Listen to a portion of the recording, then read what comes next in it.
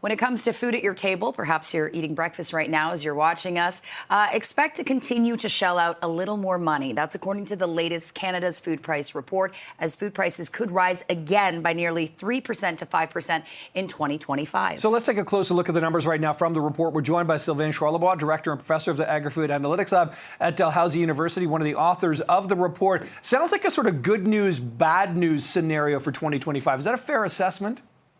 Yeah, absolutely. And I think for Ontario, what we need to keep in mind is that we are expecting people in Ontario to see higher food prices, but the food inflation rate in Ontario is likely going to be lower than the national average, so around 3%. So that's good news. Now, east of Ontario, that's a different story. But for Ontario specifically, I think you guys are going to be in better shape than other parts of the country. But even in better shape, when you base it on a family of four with 2 kids, let's say a teenage boy, a young girl, mom and dad, or 2 parents, for example, the increase next year is going to be around $800, whereas from last year to this year, it was just close to under $300. So that does seem like a pretty big change. What do you think accounts for that? Oh, absolutely. Now, for Ontario specifically, we're expecting the increase to be about 3%. So that's probably around $450, $500 more compared to last year.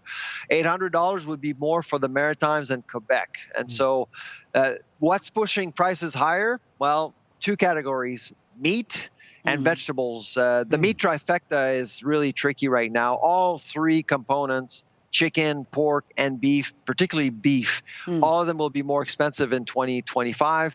And for produce and vegetables, well, we're expecting a weaker Canadian dollar. And when that dollar goes down, the buying power of importers also is impacted. And so that's why we expect, and especially that section of the grocery store.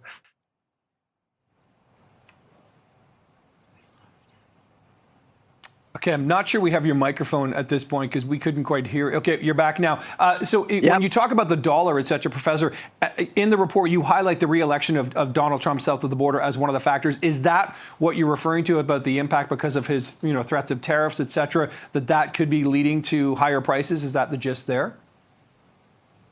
Well, it's Trump is a factor, but it's a bit of a wild card. We're looking more at the economy in the U.S. versus Canada, and interest rates are going to be lower in 2025, supporting less our dollar, which likely will impact our currency, and our currency is likely to drop. The Trump factor is a wild card, really.